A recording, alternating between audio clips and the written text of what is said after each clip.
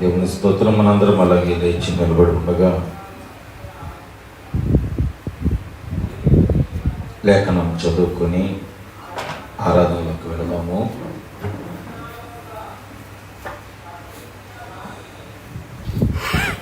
ప్రకటన గ్రంథము 3వ అధ్యాయము. అది ప్రకటన గ్రంథము. లవోదికయలో ఉన్న సంఘపు దూతకు ఇలా అయ్యను. ఆమేన్ అనువాడును నమ్మకమైన సత్యసాక్షి దేవుని సృష్టికి ఆదియుడైన వాడు చెప్పు సంగతులు ఏవనగా నీ క్రియలను నేను ఎరుగుదును. నీవు చల్లగానైనను వెచ్చగానైనను లేవు. నీవు చల్లగానైనను వెచ్చగానైనను ఉండిన మేలు. నీవు వెచ్చగానైనను చల్లగానైనా ఉండక నిలువెచ్చగా ఉన్నావు కనుక నేను నిన్ను నా నోటి నుండి ఉమ్మివేయను ఉద్దేశించి ఉన్నాను. నీవు దౌర్భాగ్యుడవు, దిక్కుమాలిన వాడవు, దరిద్రుడవు, గుడ్డివాడవు, దిగంబరుడవై ఉన్నావని ఎరుగక నేను ధనవృద్ధి చేసి ఉన్నాను, నాకేమీ పొదువు లేదని చెప్పుకొనుచున్నాను.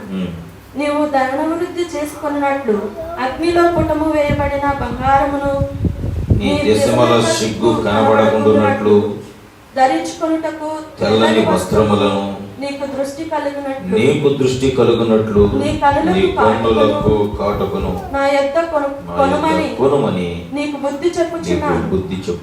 నేను ప్రేమించు వారందరినీ గద్దించి శిక్షించుచున్నాను కనుక నీవు ఆసక్తి కలిగి మారు మనసు పొందుము. చాలండి. మరొక లేఖనం మీ ఎదుటికి నేను తీసుకురావాలని ఆశపడుతున్నాను. సామెతల గ్రంథం 15వ అధ్యాయము. అందరూ తీయండి. సామెతల గ్రంథము 15వ అధ్యాయం 3వ వచనం నేను చదువుతాను. చాలా జాగ్రత్తగా ఈ మాట ఆలకించండి. యెహోవా కన్నులు ప్రతి స్థలము మీద నుండును, చెడ్డవారిని మంచివారిని అవి చూచుచుండును. మరొకసారి చదువుతున్నాను. ఆమె చెప్పిన వాళ్ళందరూ దేవుడు దీవించును. యెహోవా కన్నులు ప్రతి స్థలము మీద నుండును, చెడ్డవారిని మంచివారిని అవి చూచుచుండును. మరొక లేఖనం చూపించాలనుకుంటున్నా. 139వ కీర్తన. 139వ కీర్తన తీయండి అందరూ. 16వ వచనం చదువుతుండగా చాలా జాగ్రత్తగా లేఖనాన్ని ఆలకించండి. నేను పిండమునై ఉండగా నీ కన్నులు నన్ను చూచెను, నియమింపబడిన దినములలో ఒకటైనా కాక మునుపే నా దినములన్నీ నీ గ్రంథములో లిఖితములాయెను. దేవుడి పరిశుద్ధ లేఖనములను తన వినికిడిలో దీవించి ఆశీర్వదించునుగాక.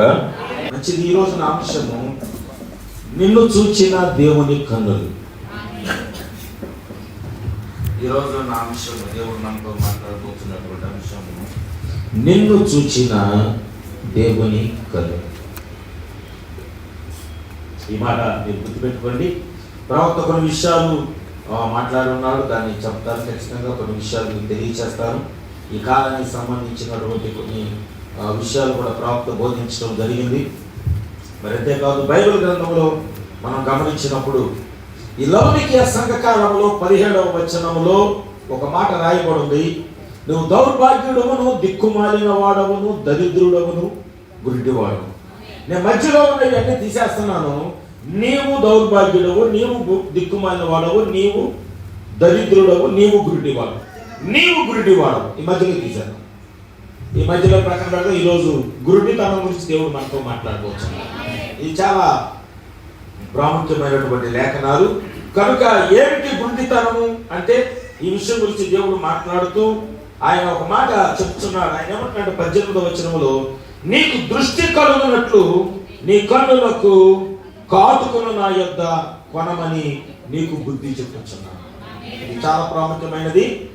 నీకు దృష్టి కలుగునట్లు నీ కన్నులకు కాటుక. ఐటెక్స్ కాదు,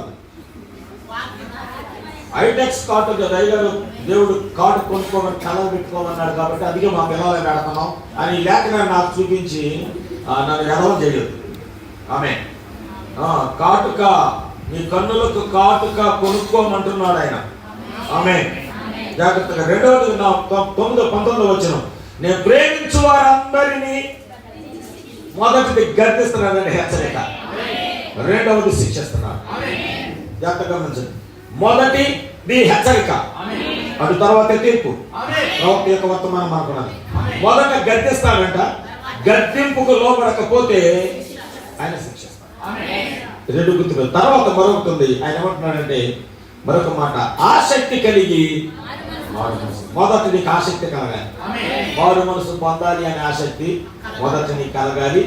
ఆసక్తి కలిగితే రెండవది నువ్వు ఏం చేస్తామంటే మారు మనసు. అయితే ఈ రోజున ఇక్కడ ఈ వాక్యంలో దీంట్లో నేను వెళ్ళడానికి ముందు ఇక్కడ ఇందాక మనం లేఖనం చదువుకున్నాము 139వ కీర్తన 16వ వచనములో, నేను పిండమునై ఉండగా నీ కన్నులు నన్ను చూచెను. మన మధ్య నేను సునీల్ వాళ్ళ పుట్టపారాధనలో కూడా ఇంట్లో ఏదో మాట చెప్పాను, దీని గురించి మాట్లాడినట్లు. నేను పిండమునై ఉండగా నీ కన్నులు నన్ను చూచెను. చాలా మంది అనుకుంటారు దేవుడు నన్ను చూడటం లేదని. లేదు, ఇందాక వాక్యం చాలా క్లియర్ గా కనబడింది. యెహోవా కన్నులు ప్రతి స్థలం మీద ఉండును, అది చెడ్డవారిని మంచి వారిని చూస్తున్నాయి. ప్రతి స్థలంలో ఆయన కన్నులు ఉన్నాయి. ఆయన చూడటం లేదు అని నువ్వు ఎప్పుడు అనుకోవద్దు. నీ పడక గది కూడా చూస్తున్నాడు ఆయన, నీ రహస్యపు మంత్రాలు చూస్తున్నాడు ఆయన. హల్లెలూయా. లేకపోతే దేవునికి తెలియకుండా నేను ఇది చేశాను అని అనుకున్నా, దాన్ని కూడా చూస్తున్నాడు. నా తల్లిదండ్రులకు తెలియకుండా నేను ఇలా చేస్తున్నాను, దాన్ని కూడా దేవుడు చూస్తున్నాడు. ఆమేన్, ఆమేన్. మనం చేసే ప్రతి క్రియ దేవుడు చూస్తానే ఉన్నాడు. హల్లెలూయా. అందుకని ఆయన ఏం చేస్తున్నాడంటే మనతో మాట్లాడుచున్నాడు. ఆయన మనతో మాట్లాడుచున్నప్పుడు ఈ రోజు ఈ లేఖనము ఆయన అంటున్నాడు, నువ్వు గుడ్డివాడివి అంటే మన ప్రభు నా కళ్ళు కనబడుతున్నాయి. దేవుడు అన్నాడు, ఈ కలుగా నీ కలుగా. ఈ కళ్ళు ఉంటే పోతాయి, అవునా? ఈ కళ్ళు ఉంటే కొంతమంది చూపుకొస్తే చూడండి, హాస్పిటల్ వెళ్ళి వచ్చి కరుణాన్ని తిరుగుతూ ఉంటారు రోడ్ల బట్టి నల్ల కళ్ళజోడు పెట్టుకొని, అవునా? ఇదో తమిళనాడు సీఎం ఒకటి ఉండేవాడు కరుణానికి. ఆ జీవితంలో చచ్చిపోయేలా కళ్ళజోడు ఇలా కళ్ళజోడుతో పాతేశాడండి. అంటే ఏమవుతుంది, ఈ కన్ను ఉంటది ఉండకపోవచ్చు, కానీ దేవుణ్ణి చూడగలిగిన కన్నులు, వాక్యాన్ని చూడగలిగిన కన్నులు, దేవుని దూత వచ్చి నీ దగ్గర నిలబడితే ఆ దూతను చూడగలిగిన కన్నులు, అబ్రహాము లాంటి కన్నులు నీవు ఉంటే, ఆమేన్, నీ సన్నిధికి దేవుని యొక్క నీ ఇంటికి దేవుని యొక్క సన్నిధి వస్తున్నప్పుడు ఆ సన్నిధి దేవుడు నా ఇంటికి వస్తున్నాడన్న ఆ స్థితిని నువ్వు అబ్రహాము వలె చూడగలిగితే ఆ కన్నులు కావాలి దేవుడికి. ఈ లోక సంబంధమైన కన్నులు కాదు, మనుష్య సంబంధమైన కన్నులు కాదు. Praise the Lord. ఈ శరీర సంబంధమైన కన్నుల గురించి దేవుడు ఆలోచన చేయటం లేదు. ఆయన అంటున్నాడు, నువ్వు కన్నులు ఉన్నాయి, నువ్వు చూస్తున్నావు, లోకాన్ని చూస్తున్నావు, సమస్తాన్ని చూస్తున్నావు, కానీ నువ్వు గుడ్డివాడవు. అందుకే ఆయన మొదట గద్దిస్తున్నాడు. ఆయన గద్దిస్తున్నాడు ఏమని, నువ్వు నా యొద్దకు వచ్చి నీ కన్నులకు కాటుకు కొనుక్కొనమని నేను నీకు బుద్ధి చెప్తున్నాను. Praise the Lord. అయ్యా, నేను చేసినవన్నీ దేవుడికి తెలుసా? పోయిన నెలలో చేసి అంతకుముందు చేసి ఇప్పుడు చేసి ద్వితీయోపదేశకాండంలో వాక్యం చూపిస్తాను మీకు 11వ అధ్యాయంలో 12వ వచనం. ద్వితీయోపదేశకాండం 11వ అధ్యాయం 12వ వచనం. కృప చదవమ్మా. ద్వితీయోపదేశకాండము 11వ అధ్యాయం 12వ వచనం. త్రాగుము, అది నీ దేవుడైన యెహోవా లక్ష్యపెట్టు దేశము. నీ దేవుడైన యెహోవా కన్నులు సంవత్సరాది మొదలుకొని సంవత్సరాంతం వరకు, అంటే సంవత్సరం అంతా ఆయన కన్నులు నిన్ను చూస్తానే ఉన్నాయి. ఇంకా నువ్వు తప్పించుకునే మార్గము లేదు. There is no way. మార్గం లేదు, నువ్వు తప్పించుకునే మార్గము లేదు. ఎందుకంటే ఆయన కన్నులు మనలను చూస్తున్నాయి. దాని గురించి ప్రవక్త ఒక విషయంలో మరి ఒక వర్తమానం, ప్రభు యొక్క రెండవ రాకడ అనేటటువంటి వర్తమానంలో ఒక హెచ్చరిక ఇచ్చాడు. దాన్ని నేను చదివించాలనుకుంటున్నా. భార్య భర్త అంటే క్రీస్తుకు ఆయన సంఘానికి అది పోలిక. అంటే భార్య భర్తలు దేవునికి సంఘానికి పోలిక. అంటే మనం సంఘమై ఉన్నాం, మన భర్త ప్రభు అయిన యేసుక్రీస్తు అయి ఉన్నాడు. నేను నమ్ముతున్నారా? మనం ఆయన భార్య అయి ఉన్నాం, ఆయన సంఘమై ఉన్నాం, ఆయన వధువై ఉన్నాం. ఆమేన్, హల్లెలూయా. అయితే నువ్వు ఆలయానికి వెళ్ళినప్పుడు, అంటే నువ్వు ఒక మంచి ఆలయం కలిగి ఉండొచ్చు, దేవుడు దాని గురించి పెద్ద పట్టించుకోవట్లేదు. లేకపోతే ఒక విలువైనటువంటి ఎత్తైన స్థలంలో నీ యొక్క మందిరం కట్టబడి ఉండొచ్చు, నువ్వు అక్కడ ప్రార్థనకి వెళ్తా ఉండొచ్చు, దాని గురించి కూడా దేవుడు పెద్దగా ఆలోచన చేయలేదు. మందిరంలో నువ్వు బాగా పాడగలిగిన వ్యక్తి అయి ఉండొచ్చు, దాని గురించి కూడా దేవుడు పెద్దగా ఆలోచన చేయలేదు. లేకపోతే నువ్వు దాని ఏమంటారు, మౌతార్గం తెలుసుగా మీకు, పై పాత్ర అంటారు, మౌతార్గం అంటారు, దాన్ని ఏమంటారు తెలుగులో, బుల్బుల్ తాడు అంటారు, ఏమంటారండి, మౌతార్గం అంటారు. తెలియదు మీకు? అందరూ వాడతారు, ఎలా పెట్టుకుని పాడతారు, దీంట్లో మౌతార్గం అంటారు, ఇంగ్లీష్ అయితే మౌతార్గం అంటారు. Okay, right. ఒకవేళ దాంట్లో బాగా పాడగలిగిన జ్ఞానం నీకు ఉండొచ్చు, లేకపోతే ఇలాగ కీబోర్డు చక్కగా వాయించగలిగిన చాతుర్యం నీకు ఉండొచ్చు, బెన్నీలాగా ప్యాడ్స్ కొట్టగలిగిన స్థితి ఉండొచ్చు, లేకపోతే డెన్నీలాగా సౌండ్ సిస్టమ్ పర్ఫెక్ట్గా గాంధీలాగా పర్ఫెక్ట్గా సౌండ్ సిస్టమ్ చేయగలిగిన స్థితి అంతా కూడా ఉండొచ్చు. నీకు అవన్నీ నువ్వు కలిగి ఉండొచ్చు. లేకపోతే నీ పనిలో నువ్వు నైపుణ్యత కలిగిన వ్యక్తిగా కూడా నువ్వు ఉండొచ్చు. ఆమేన్. ఇక్కడ ప్రవక్త అమెరికా వాళ్ళు కూడా ఏమన్నాడంటే, మీరు అమెరికా పక్ష పాడినట్లుగా కూడా మీరు పాడొచ్చు, మీకు కానీ లోకముతో నువ్వు ముద్దులాడితే, ఆమేన్, లోకముతో నువ్వు సరసాలాడుతూ ఉండినట్లయితే, దేవుడు ఎవరితో పోలుస్తున్నాడు జాగ్రత్త, ఈ మాట వినాలి. ఇప్పుడు చెప్పే కదా విషయాలన్నీ, మంచి చాతుర్యము, పాటలు, సంఘంలో బాగా పాడగలచ్చు, దేవుని పనిలో కూడా చాలా బాధ్యభాగస్తులు, అన్ని పనులు అయ్యా, దేవుని పనులు అన్నీ నేను పనులు చేస్తున్నానయ్యా, ఓకే, నో ప్రాబ్లం, దాని గురించి కూడా విశేషమే లేదు, పాడొచ్చు, చక్కగా స్తుతించవచ్చు, ఆరాధన చేయొచ్చు, ఇవన్నీ చేయొచ్చు. కానీ లోకముతో నువ్వు ముద్దులాడుతూ, లోకముతో నువ్వు సరసాలాడుతూ ఉంటే, ప్రవక్త ఏమన్నాడు తెలుసా, క్రీస్తు బొగ్గల మీద ముద్దాడిన యోధాతో నువ్వు సమానమై ఉన్నావు.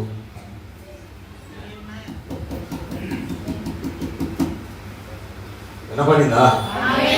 లోకముతో ముద్దులాడుతూ, లోకముతో సరసాలాడుతూ, లోక సంబంధమైన కార్యాలన్నింటిలో పాల్గొంటూ, అన్నింటిలో నీ జీవితాన్ని ముందు కొనసాగిస్తూ, ఒకవేళ మరలా క్రీస్తు దగ్గరికి వచ్చి నేను నీతోనే ఉన్నాను ప్రభువా, నీతోనే నడుస్తున్నాను అని అన్నట్లయితే, ప్రవక్త అంటున్నాడు, క్రీస్తు బొగ్గల మీద ముద్దాడిన ఆ యోధా సంబంధమైన ముద్దు ఎలాంటిదో, నువ్వు దేవుని దగ్గరికి వచ్చి నువ్వు దేవునితో ముద్దు పెట్టుకుంటున్న విధానం కూడా అలాంటిదే. ఆమేన్. ఆయన అంటున్నాడు, ఆయనతో నీకు పని లేదు, ఆయనతో. ఎందుకని? ఆయనంట నీతో నిబంధన చేసినప్పుడు నీకు తొడిగిన ఆ పెళ్లి ఉంగరాన్ని చూస్తాడంట. హల్లెలూయా. దేవుని యొక్క రక్తంలో కడగబడినప్పుడు దేవునితో నిబంధన చేశావు. ఏం నిబంధన చేశావు? నీకు తెలుసుగా. దేవుడు ఎలాంటి వాగ్దానాలు చేసుకున్నావు నీకు తెలుసుగా. దేవుడు వాటిని జ్ఞాపకం చేసుకుంటా ఉంటాడు. Praise the Lord. నీకు తొడగబడిన ఆ రింగు, ఆ ప్రధానానికి, దేవునికి నీకు ప్రదానం చేయబడిన ఆ రింగును చూసావా? ఇది బయటికి కనబడింది రింగు, అవునా? ఈ రింగు బయటికి కనబడింది, దేవుడు దాన్ని చూస్తాడంట, అది లేదు నీ దగ్గర. రెండవది, ఆయన నీకు నిబంధన తాళిగా ఆయన నీకు ఆజ్ఞలు కట్టాడే 10 ఆజ్ఞలు. ఆమేన్. అవి కూడా బయటికి కనబడతానే ఉంటాయి.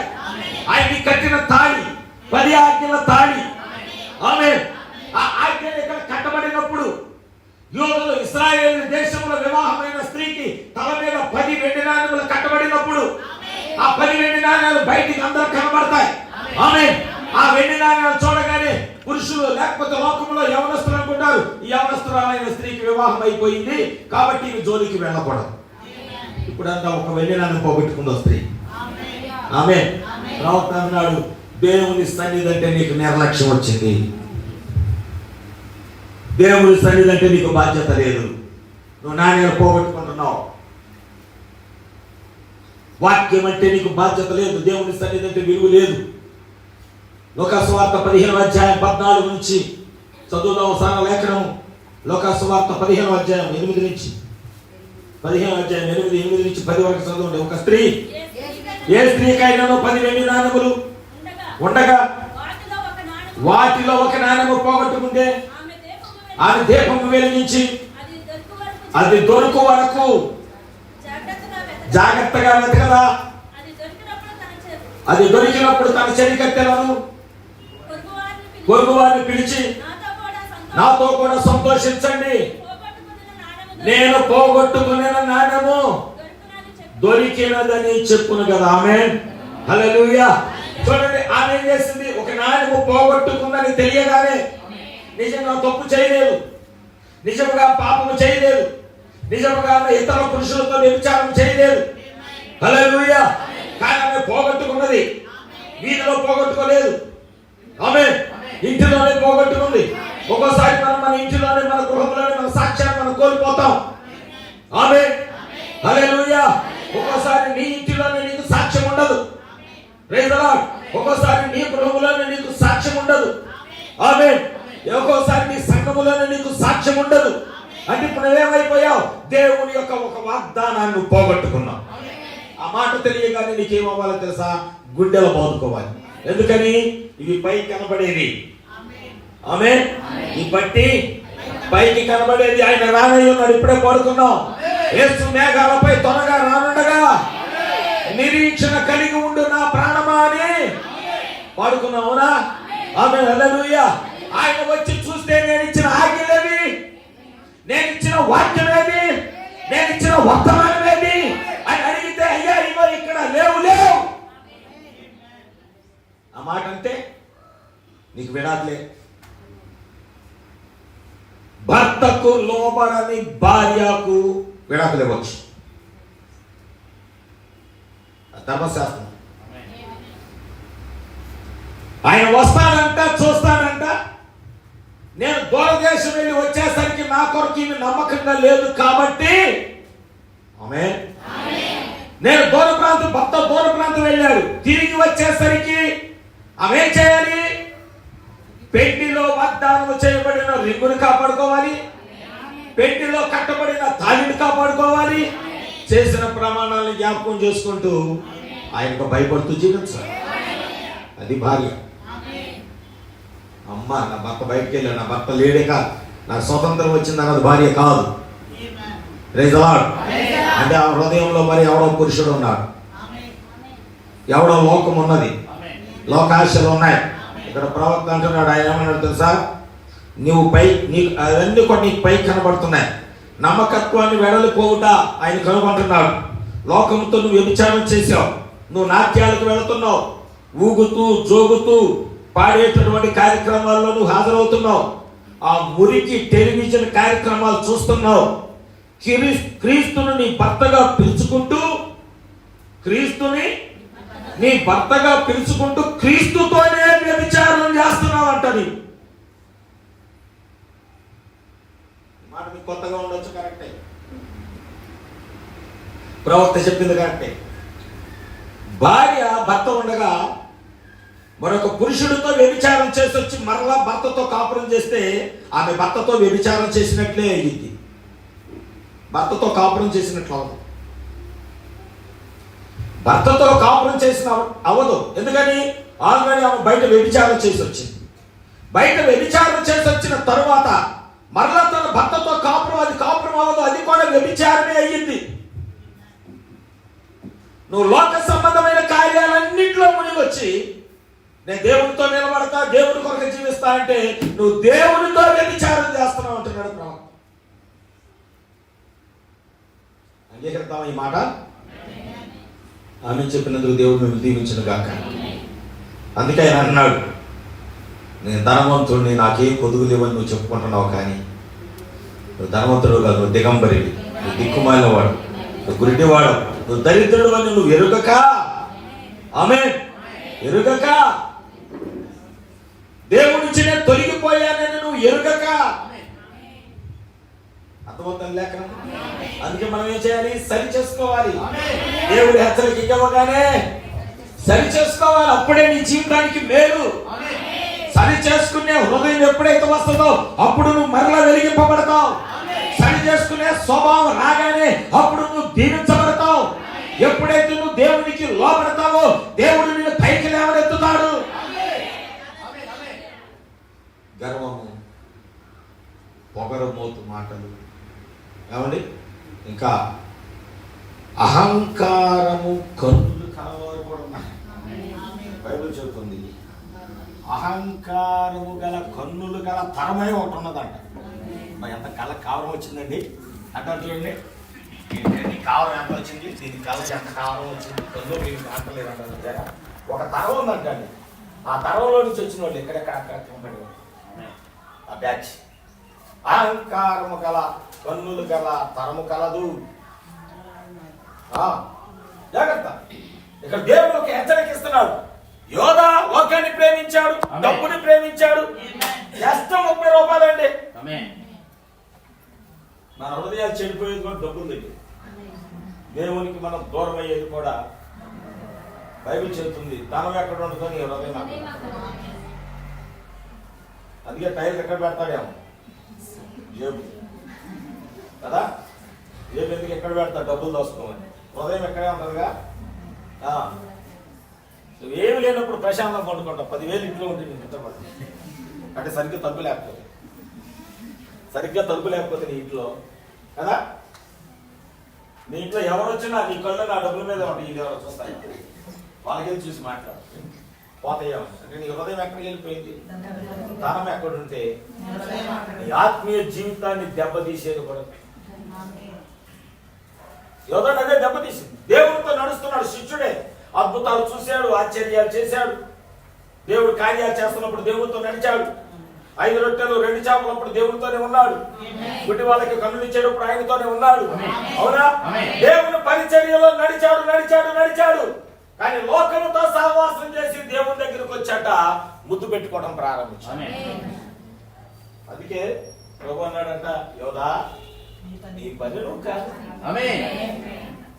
నీతో నాకు పని లేదు, నీ పని నువ్వు చేసుకో. అర్థమైందన్నమాట.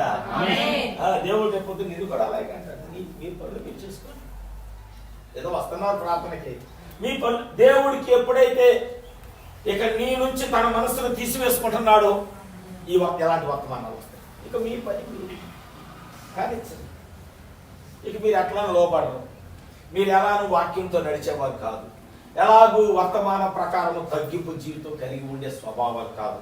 ప్రేమించే స్వభావాలు లేవు, క్షమించే స్వభావాలు లేవు. ఇవన్నీ లేనప్పుడు అంటాడు, మీ పనులు మీరు చేసుకోండి, అప్పగిచ్చేస్తాడంట.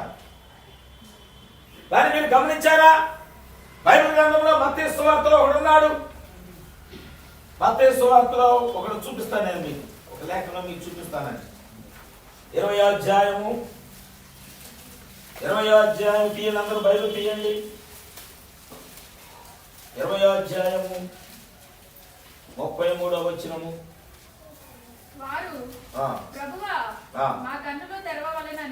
వారు ప్రభువా మా కన్నులు తెరవవలెననిరి. కాబట్టి యేసు కనికరపడి వారి కన్నులు ముట్టెను. వెంటనే వారు దృష్టి పొంది ఆయన వెంట వెళ్ళేది. ఈరోజు మనం చేయాల్సిన ప్రార్థన ఇదే. ప్రభువా నా కన్నులు తెరువు.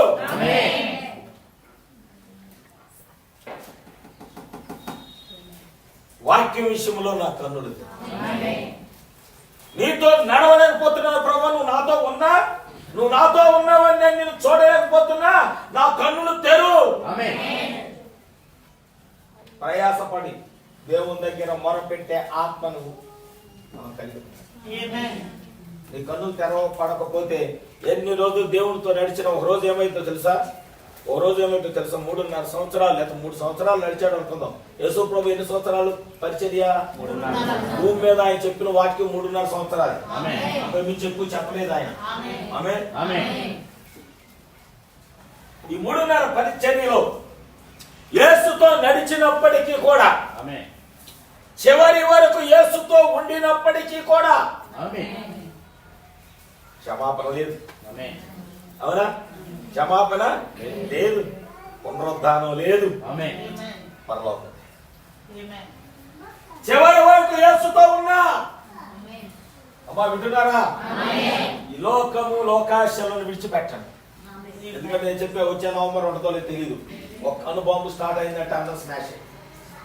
తర్వాత తల్లి ఎక్కడో, పిల్ల ఎక్కడో, పిల్లోడు ఎక్కడో, కూతురు ఎక్కడో, మనవాడు ఎక్కడో, మనవరాలు ఎక్కడో, ఎత్తుక్కునే సెకండ్ కూడా టైం కూడా లేదు. ఎత్తుక్కునే సెకండ్ కూడా టైం లేదు. అలాంటి పరిస్థితి భూమి మీద రాబోతుంది. ఆల్రెడీ ప్రవక్త చెప్పాడు, దాన్ని నేను తీసుకెళ్తాను. సమయం లేదు. సిద్ధపడటం ఒకటే మిగిలింది. అందుకే సిద్ధపడటానికి ముందుగా దేవుడు ఏం చేస్తాడంటే హెచ్చరికలు చేస్తున్నాడు. హెచ్చరికలు ఎలా చేస్తున్నాడు? అబ్రహాము దగ్గరికి వచ్చి, అబ్రహామా వినండి లేఖనం. అబ్రహాము దగ్గరికి వచ్చి దేవుడు బయటకు పిలువబడిన వారు అనే వర్తమానంలో ప్రవక్త 53వ సంవత్సరంలో ప్రవక్త మాట్లాడుతున్నాడు. బయటకు పిలువబడిన వారు అనే వర్తమానంలో ఆయన మాట్లాడుతూ ఏమన్నాడంటే, ఆయన అబ్రహాము దగ్గరికి వచ్చి లేఖనాలు తెలియచేస్తున్నప్పుడు తన ఇంటికి వచ్చింది దేవుడేనని, ఆయన ఇంకా దేవుడిగానే ఉన్నాడని గుర్తించిన అబ్రహాము ఎక్కడ ఉండి సింధూర వృక్షము క్రింద, సింధూర వృక్షము క్రింద ఉన్న గుడారము బయట ఆ వాకిట యొక్క నిలబడి దేవుడిని గుర్తించిన అబ్రహాము దగ్గరికి వర్తమానం వచ్చింది. హల్లెలూయా. దేవుడు ఒక వర్తమానం ఇస్తున్నాడు. నాశనం రాబోతుంది, అంతం రాబోతుంది. ఈ వర్తమానం తెలియజేస్తున్నాడు. అంతం ఎక్కడ రాబోతుంది? ఒకసారి ప్రవక్త దగ్గరికి ఒక అతనంట ఒక మాట పంపించాడంట. ఏమైనా మాట పంపించాడంటే, ఒక మాట చెప్తున్నాడంట, అయ్యా నేను నీకు ఒక విషయం తెలియచేయాలనుకుంటాను ప్రవక్త గారు అంటే, సరే చెప్పండి ఏంటో విషయం అంటే, ఏమి లేదు, మీరు యేసుక్రీస్తులాగా చెయ్యాలని మీరు అనుకుంటున్నారు, జాగ్రత్తగానండి, యేసుక్రీస్తు వలె ప్రవర్తించాలని మీరు అనుకుంటున్నారు, మీరు కాస్త తగ్గి వాక్యం చెప్పుకుంటే మంచిది కదా అని అన్నాడు. అంటే ఎందుకు? ప్రవక్త ఈ మాటే చెప్పాడు, నాశనం రాబోతుంది, అమెరికా దేశం బూడిద కాబోతుంది, అమెరికా దేశం అంతా కాలిపోయి బూడిదవుతుంది, దానికి ముందు స్త్రీ పరిపాలన చేస్తుంది ప్రవక్త మాట్లాడారు. అమెరికా దేశము, అమ్మా చిన్నమ్మ వింటున్నావా? అమెరికా దేశము బూడిదైపోతే బూడిద అవటానికి ముందుగా స్త్రీ పరిపాలన చేయాలి. స్త్రీ ఎప్పుడైతే పరిపాలన వస్తుందో నెక్స్ట్ అమెరికా. ఆయన అన్నాడు, ఎంత గొప్ప పట్టణం ఎలా కాలిపోద్ది, ఎంత గొప్ప పట్టణం ఎలా బూడిదైంది, కాబట్టి నీ ప్రసంగాన్ని వెనక్కి తీసుకో అన్నాడట. నేను అన్నాడు, ఓ పిచ్చివాడా, పిచ్చివాడా, దేవుడు ఏ వాక్యము చేత అయితే పలికితే ప్రపంచాలు కలిగాయో ఆయన అదే వాక్యముతో నాశనం చేస్తాడు, అదే వాక్యముతో భద్రపరిచి కూడా వచ్చాడు. సొదొమ గొమొర పెద్ద పట్టణం నాశనం అయిందని ఎవడు అనుకుంటాడు? కాలా కాలా నాశనము కాలా, వాక్యము నెరవేర్పు కాదా? హల్లెలూయా. గమనించండి, ఆ అంత్యకాలం యొక్క తీర్పు జరగటానికి ముందుగా 7 అక్షరాలు కలిగిన ఒక మనుష్యుడైన ప్రవక్త దేవుడు కలుసుకుంటున్నాడు ఇక్కడ. అతని పేరే అబ్రహాము. 7 letters man. 7 అక్షరాలు కలిగిన మనుష్యుడైన. ప్రతి కాలంలో దేవుడు అలాగే చేస్తున్నాడు. ఈ చివరి కాలం యొక్క తీర్పు చెప్పడానికి ముందుగా ఆయన 7 అక్షరాలు కలిగిన బ్రహ్మ అనే ప్రవక్తను కలుసుకున్నాడు. వర్తమానాన్ని అబ్రహాము చెప్పినట్లుగా ఈ కాలం యొక్క ప్రవక్త కూడా ఈ కాలం యొక్క అంత్యకాలం యొక్క వర్తమానం తెలియజేయబడింది. లేఖనాలు తెలుస్తున్నాయా? వర్తమానం వాడు చదువుతుంటే ప్రవక్త కొన్ని విషయాలు మాట్లాడుతూ ఆయన ఉన్నాడంటే, నేను చూడకుండా ఏది మాట్లాడను, వినండి, నేను చూడకుండా నేను చూసిన దాన్ని చెప్పకుండా ఉండాలి. మనకి 38 నుంచి స్టార్ట్ అయినటువంటి 38 నుంచి స్టార్ట్ అయింది.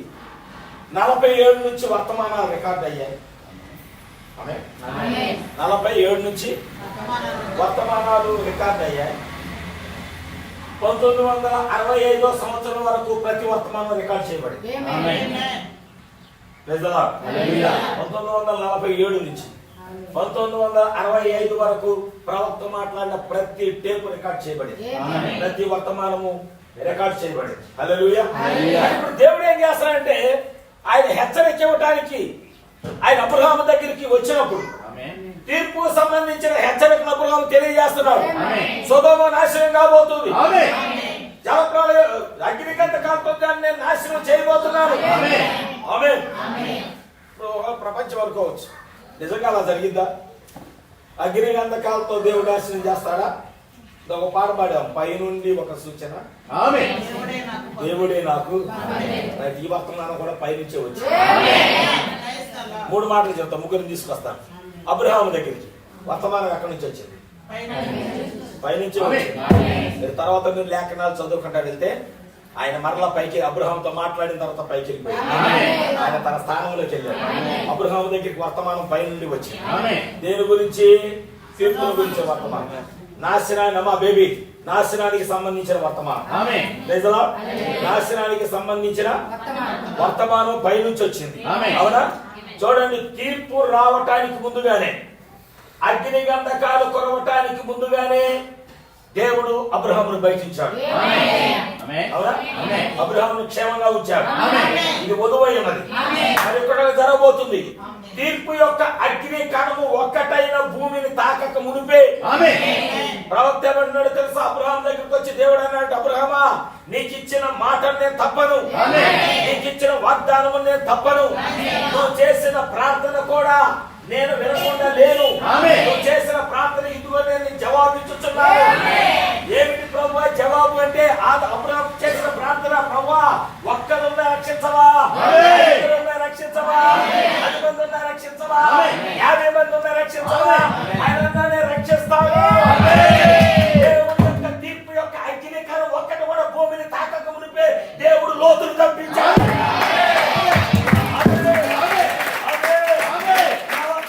ప్రార్థనకు జవాబు అదే. యొక్క ప్రార్థనకి జవాబు. అబ్రహామా, నీ మాట ఎప్పుడన్నా నేను కాదన్నానా? అబ్రహామా, నీ మొర నేను ఎప్పుడైనా వినకుండా ఉన్నానా? ఆమేన్. హల్లెలూయా. ఎందుకంటే దేవుడు పైనుంచి చూశాడు. పైనుంచి చూస్తే సొదొమ గొమొర్ర పాపముతో నింపబడింది. లోకమంతా కూడా వ్యభిచారంతో నింపబడింది. ఈరోజు మీరు ఫోన్ ఆన్ చేస్తే ఆడవాళ్ళు ముద్దులు పెట్టుకుంటా కనబడతా ఉంటారు. ఆడవాళ్ళు పాపం చేస్తా కనబడతారు. మగవాళ్ళు పెళ్లి చేసుకుంటా కనబడతారు. ఆడవాళ్ళు పెళ్లి చేసుకుంటా కనబడతారు. సొదొమ గొమొర్ర ఏదైతే ఉన్నదో మనుష్య కుమారుని యొక్క రాకడ దినాలు, లోతు దినాలతో పోల్చడం. దేనితో? లోతు దినాలతో. ఈ కాలం అదే. స్త్రీ అవసరం లేదు పెళ్లి చేసుకోవడానికి మగోడు. స్త్రీకి అవసరం లేదు మగోడితో పెళ్లి చేసుకోవడానికి. ప్రపంచములో లోతు యొక్క ఆత్మ సంచారం చేస్తాం. సొదొమ గొమొర్ర నాశనానికి ముందుగా అబ్రహాం అనే ఒక ప్రవక్తను 7 అక్షరాల మనుష్యుడిని దేవుడు కలుసుకున్నట్లుగా మరొకటి నోవహు కాలంలో 6వ అధ్యాయంలో 6-7 వచనాలు చదవండి. తర్వాత 13వ వచనాలు చదవండి. ఆది కాండము 6వ అధ్యాయము. చేసినందుకు యెహోవా సంతాపము నొంది నొచ్చుకొనెను. అప్పుడు యెహోవా, నేను సృజించిన నరులను, నరులతో కూడా జంతువులను, పక్షులను, ఆకాశ పక్షాదులను భూమి మీద ఉండకుండా తుడిచివేయుదును. దేవుని యొక్క తీర్పు. ఏలయనగా నేను వారిని సృజించినందుకు సంతాపము నొంది ఉన్నాను. 13వ వచనం. దేవుడు నోవాహుతో సమస్త శరీరముల మూలముగా భూమి బలాత్కారముతో నింపబడి ఉన్నది. నా సన్నిధి వారి అంతము వచ్చి ఉన్నది. ఇదిగో వారిని భూమితో కూడా నాశనము చేయుదును. మీరు గమనించారా? ఇక్కడ ఒక లేఖనాన్ని నేను మక్పేలని వర్తమానం చెప్పినప్పుడు నేను ఒక మాట చెప్పాను. కానీ ఇక్కడ దేవుడు నా హృదయంలో ఏదో తీసుకొస్తున్నాడు. దేవుడు తెలుసా, జల ప్రళయానికి ముందే అప్పుడున్న ప్రపంచం అదే. అర్థమవుతుందా? అక్కడున్న ప్రపంచం అదే తూర్పు ప్రాంతాలలో, తూర్పు కొండల ప్రాంతాలలో, ఊజు పట్టణంలో యోబు నివాసం చేసేవారు. కానీ మీరు గమనించండి, జలప్రలయం రాకమునిపే యోబును దేవుడు ఆ ప్రపంచం నుంచి తప్పించాడు. హల్లెలూయా, హల్లెలూయా. దేవుడు చూడండి, ఈ నాశనం రాకమునిపే ఈ నాశనానికి యోబుకి ఏం సంబంధం లేదు. అవునా? నోవహు చూశారు, మా ముత్తాత ఎవడో ఎంత పడ్డాడు, మా తాత ఎవడో ఇక్కడ నుంచి ఇది సరైనది కాదని బయటికి వెళ్ళాడు. కాబట్టి ఇప్పుడు మా తాత కలిగిన దేవుడిని నేను కలుసుకోవాలి. ఆ ఉద్దేశంతో దేవుడి యొక్క ఆత్మ కలిగి జీవించాడు. దేవుడు లోకాన్ని పరిశీలన చేశాడు. ఆయన కన్నులన్నీ చూస్తా ఉన్నాయి. చెప్పలేను, ఆయన కన్నులు మంచి వారిని చెడ్డవారిని చూశాయి. నీతిమంతుడైన లోతును కూడా ఆ కన్నులే చూశాయి. నోవహును చూచిన కన్నులు ఈ రోజు నిన్ను కూడా చూస్తున్నాయి. నువ్వు మంచి స్థితిలో ఉన్నా ఆయన కన్నులు చూస్తున్నాయి. నువ్వు చెడ్డ స్థితిలో ఉన్నా చూడటం కామన్ అయిపోయి ఇంకా అక్కడ రాజీ లేదు. ఖచ్చితంగా ఆయన చూసే దేవుడిగానే ఉన్నాడు. నా దేవుడికి చూడటానికి కన్నులు ఉన్నాయి. నా దేవుడు వినటానికి చెవులు ఉన్నాయి. నా దేవుడు సహాయం చేయడానికి ఆయనకి చెవులు ఉన్నాయి. ప్రార్థన చేస్తే నా దగ్గర రావడానికి నడిచే కాళ్ళు ఉన్నాయి. ఆయన రాయి కాదు, చెట్టు కాదు, పుట్ట కాదు, విగ్రహం కాదు. ఆయన సజీవుడు. అది లేకుండా ఆయన సజీవుడు. ఆయన మాట్లాడతాడు, ఆయన చూస్తాడు, సహాయం చేయడానికి రక్షణ హస్తాన్ని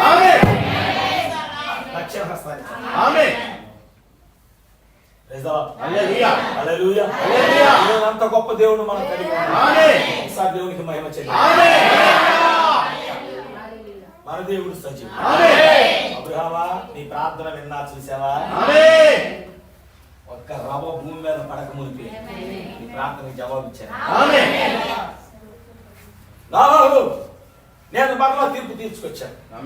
భూమి మీద తీర్పు తెచ్చబోతున్నాను. ప్రజల యొక్క పాపము, చెడ్డతనం అంతా నా హృదయానికి కలిసివేసింది. ఈ నరులను సృజించినందుకు నేను సంతాపడుతున్నాను. కాబట్టి వీళ్ళతో పాటు ఆకాశ పక్షులు, పశువులు, జంతువులు అన్ని దేని చేత? నీటి చేత నేను నాశనం చేయబోతున్నాను. కనుక నువ్వు లోపలికి వచ్చాయి. చూసారా, ప్రవక్త మాట్లాడుతున్నాడు. దేవుని తీర్పు ఒక చుక్క కింద పడక మునిపే నోవహును దేవుడు లోపలికి దేవుడు ప్రవక్త అన్నాడు, అది భద్రపరచబడేస్తాడు.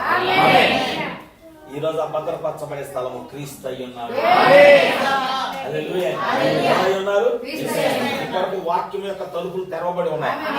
నేను మిమ్మల్ని అందరూ ఒక ప్రశ్న వేస్తాను. ఈ కాలము దేనితో నాశనం చేయబడుతుంది? అగ్నితో చెప్పండి. ఈ కాలము దేనితో నాశనం చేయబడుతుంది? నోవా కాలం జలప్రలయం. వాక్యం చూపించండి, వాక్యం చూపించండి.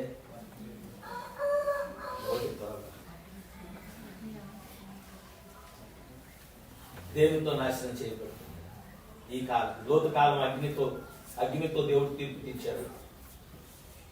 నోవా కాలంలో వర్షంతో దేవుడు తీర్పు తీర్చాడు. ఈ కాలం దేనితో తీర్పు తీర్చబడుతుంది? లేఖనం ఆ లేఖనము మలాకీ గ్రంథం 4వ అధ్యాయం 1వ వచనం. మలాకీ గ్రంథం 4వ అధ్యాయం నియమింపబడిన దినము వచ్చుచున్నది. కొలిమి కాలునట్లు అది కాలును.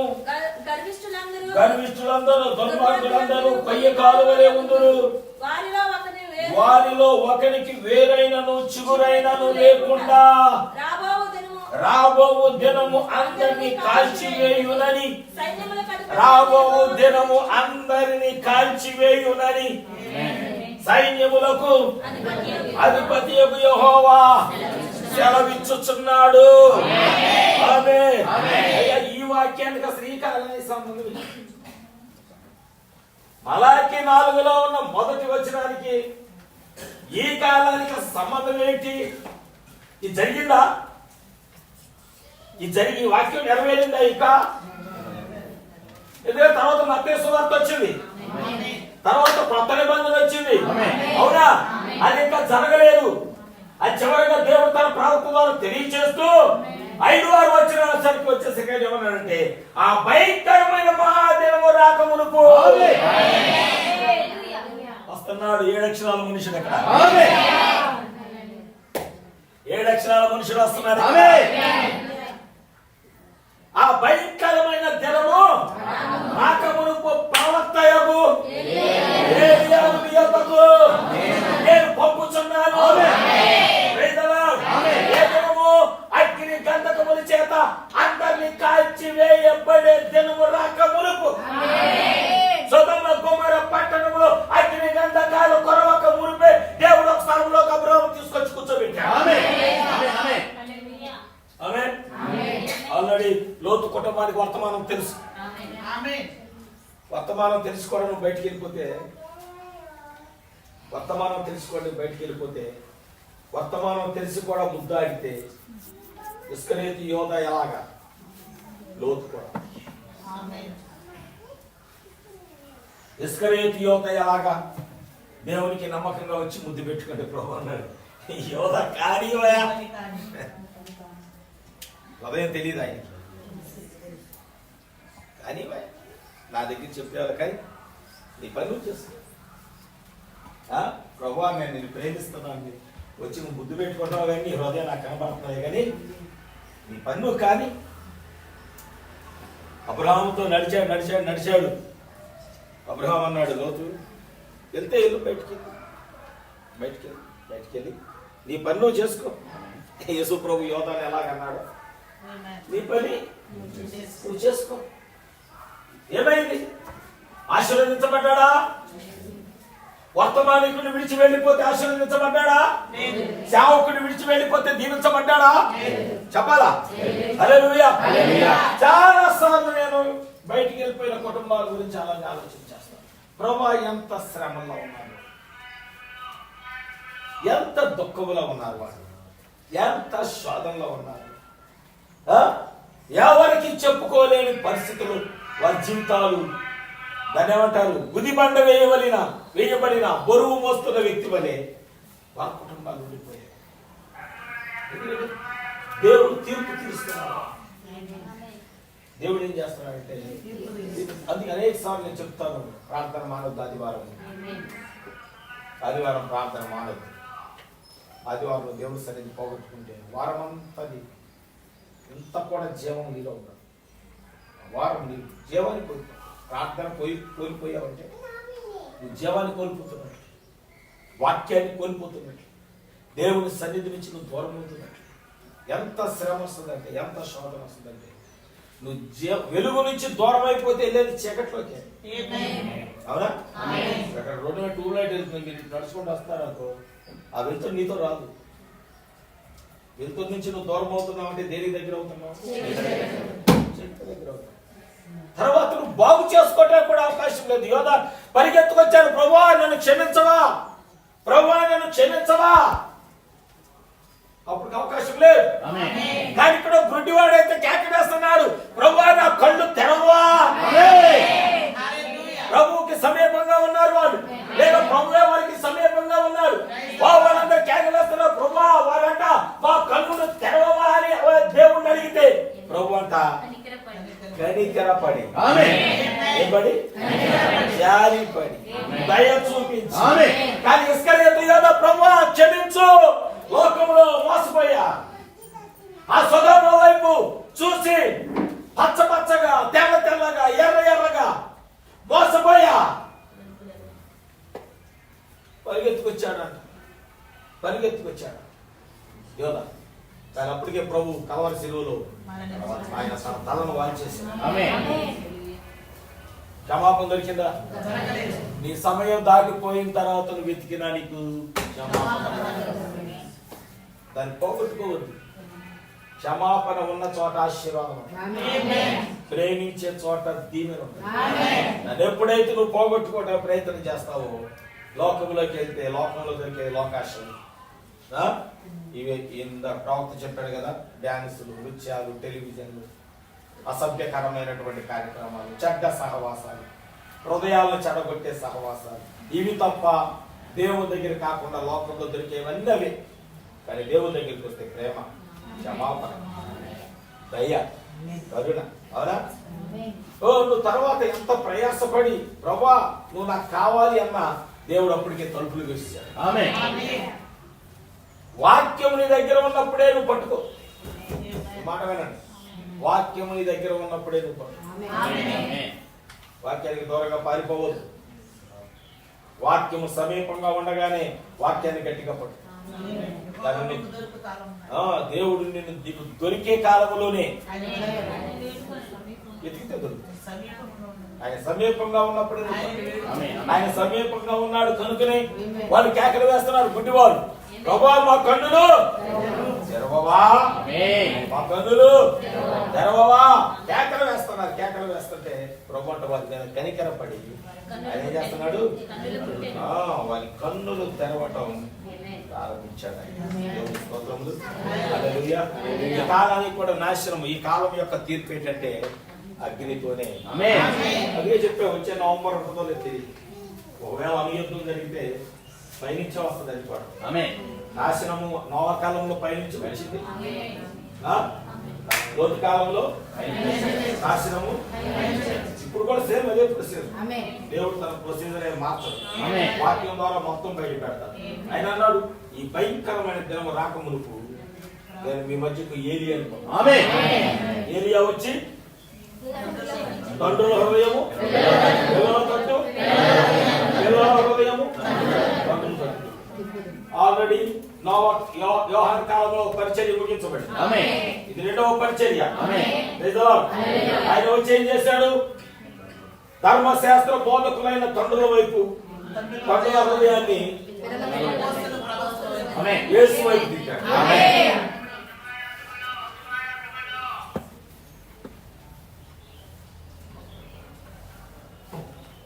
ఈ హృదయాలు ఎక్కడే ఉంటుంది. తండ్రులు ఎవరంటే ఆ కాలంలో ధర్మశాస్త్రం బోధించేవాడు. వాళ్ళు తండ్రులు. బాప్తిసం ఇచ్చి యోహాను కాలం వచ్చేసరికి యేసుక్రీస్తు యొక్క పరిచర్య వచ్చింది. అందుకే అన్నాడు వాళ్ళందరూ చూపించి ఇదిగో ఇదిగో తిరగండి, ఆ ధర్మశాస్త్రం వైపు కాదు, ఇటు తిరగండి, పాపాలు మోసుకొని వెళ్ళి దేవుని దొరికొచ్చు.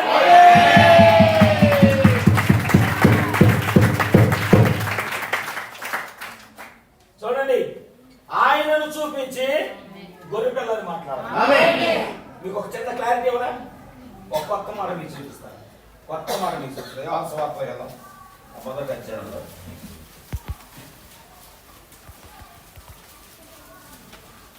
29వ వచనం. ఒకనాడు యోహాను యేసు తన యొద్దకు రాగా చూచి ఇదిగో లోక పాపమును మోసుకొని పోవు దేవుని గొర్రెపిల్ల. చాలు. ఎవరి వైపు చూపించి?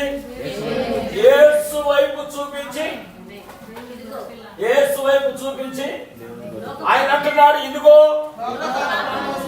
దేవుని ప్రకటన గ్రంథం 5వ అధ్యాయం. ఇవి క్లారిటీ ఇస్తాను. ప్రకటన గ్రంథము 5వ అధ్యాయము 6-7 వచనాలు. మరియు సింహాసనమునకు ఆ 4 జీవులకు పెద్దలకు మధ్యను వధింపబడినట్లుండిన గొర్రెపిల్ల నిలిచి ఉండుట చూచి ఆ గొర్రెపిల్లకు 7 కొమ్ములను 7 కన్నులు నుండి ఆ కన్నులు భూమి అందంతటికి పంపబడిన దేవుని 7 ఆత్మలు.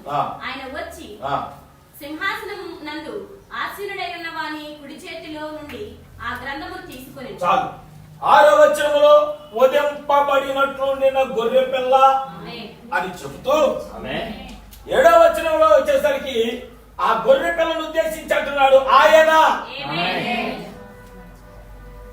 అర్థమైందా? అక్కడ యేసును చూపించి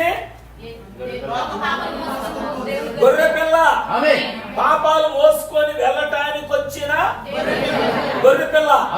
యోహానులో ప్రకటనలో ఆ మోసుకొని వెళ్ళటాన్ని బట్టి ఆయనకైన గాయాలు, పాపాలు మోసుకొని వెళ్ళటాన్ని బట్టి ఆయనకైనా గాయాలు, నా పాపాలు మోసుకొని వెళ్ళటాన్ని బట్టి ఆయనకైనా గాయాలు. మనందరి పాపములు ఆయన మోసుకుని వెళ్ళాడు కనుక మన కొరకు ఆయన శిక్ష విధించబడ్డాడు. అవునా? మన కొరకు ఆయన శ్రమను అనుభవించాడు. మన కొరకు ఆయన గాయపరచబడ్డాడు. మన కొరకు రక్తము కాల్చబడ్డాడు. మన కొరకు చేర్చబడ్డాడు. మన కొరకు కొట్టబడ్డాడు. మన కొరకు అవమానించబడ్డాడు. మన కొరకు ఆయన గొద్దబడ్డాడు. మన కొరకు ముళ్ళ కిరీటం పెట్టబడ్డాడు. పరలోకం వెళ్ళేసరికి ఆయన ఎలా ఉన్నాడో తెలుసా అమ్మా? ఎక్కడేనో ఆయన గొర్రె పిల్లగా కనబడుతుంటే ఆయన అక్కడికి ఎలా వెళ్ళాడో తెలుసా? రక్తం కారుతూ కారుతూ కారుతూ కారుతూ అక్కడికి వెళ్ళాడు. అక్కడికి వెళ్ళేసరికి రక్తం కారుతున్న వధింపబడినట్లుండిన గొర్రె పిల్లని ఆయన చూశాడు. ఆ గొర్రె పిల్లను చూచి 7వ వచనంలో మొదటి మాట ఆయన ఆయన అంటే ప్రవక్తలు ఎప్పుడు లేఖనాలు తప్పు చెప్పరు. ప్రవక్తలు లేఖనాలు ఎప్పుడు కూడా తప్పు చెప్పరు. అర్థమవుతుంది మీకు లేఖనం? హల్లెలూయా. ఇప్పుడు దేవుడు ఈ విషయాలు మనకు తెలియజేస్తున్నప్పుడు మొదటిలో ఏలియా వచ్చినప్పుడు తండ్రిలో హృదయము గొర్రెపిల్ల వైపు తిప్పాడు. ఈయన ఏం చేశాడు? ఈయన వచ్చి అమ్మా ఈయన వచ్చి చెప్పండి 3.5 సంవత్సరాలు పని చేసి ఈ పనిని వెళ్తాయా? ఈ పని మీరు చేయండి నేను అని శిష్యుల చేతులు పరిచర్య శిష్యులకు అప్పగించి వెళుతూ వెళ్తూ చిన్న ప్రాంతం కూడా చేశాడు. తండ్రి వారి వాక్యము వల్ల ఎవరు నా యందు విశ్వాసం వారి మాటల వల్ల వారి బోధ వలన వారి పరిచర్య వలన నా పరిచర్య వాళ్ళకి అప్పగించారు. ఇప్పుడు వాళ్ళు మాట్లాడే దాని గురించి ఎవరైతే లోబడి నా యందు విశ్వాసం ఇస్తారో వారికి నువ్వు నిత్యజీవం ఇచ్చి ఈ పరిచర్య అపోస్తలుల నుంచి ఇచ్చేసి వెళ్ళిపోయాడు. ఇప్పుడు భూమి మీద ఎవరితో నడుస్తుందంటే అపోస్తలుల పరిచర్య. ఈ భాగాన్ని బాప్తిసం ఇచ్చి యోహాను వచ్చి పూర్తి చేశాడు. ఆయన 3వ ఏలియా. భూమి మీదకి వచ్చిన ఇప్పుడు 4వ ఏలియా వచ్చింది. ఆయన వచ్చి ఏం చేయాలి? ఆయన వచ్చి ఏం చేశాడు? ఈ లోపల సంఘాలు ఏర్పడ్డాయి. ఆర్సెం ఏర్పడింది, సిఎస్ఐ ఏర్పడింది, పెంతెకోస్తు ఏర్పడింది, మెథడిస్టు, బాప్టిస్టు, ప్రెస్బిటేరియన్, అవునా? ఇక లూథరన్స్, ఇండిపెండెంట్ చర్చ్. ఎవరి సిద్ధాంతాలు వాళ్ళకున్నాయి. అవునా? ఎవరి సంఘ క్రమాలు వాళ్ళకున్నాయి. వాక్యం యొక్క క్రమం ఏంటంటే ఆ సంఘ క్రమం.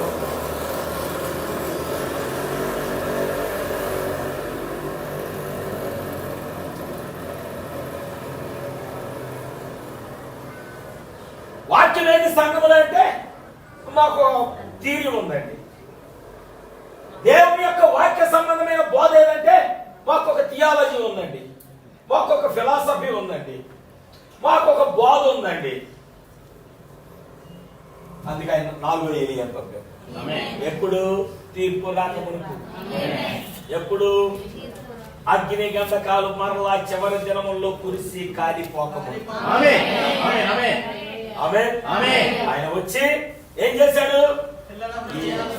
ఈ పిల్లలంటే వీళ్ళు సిద్ధాంతాలు, ఆచారాలు, సంఘక్రమం దీన్ని పాటించే వాళ్ళందరూ ఏం చేశారంటే ప్రవక్త వచ్చి ఆ 7 అక్షరాల మనుషులు వచ్చి ఆయన వచ్చి ఏం చేశాడో తెలుసా? ఎందుకు 7 అక్షరాల మనుషుడు?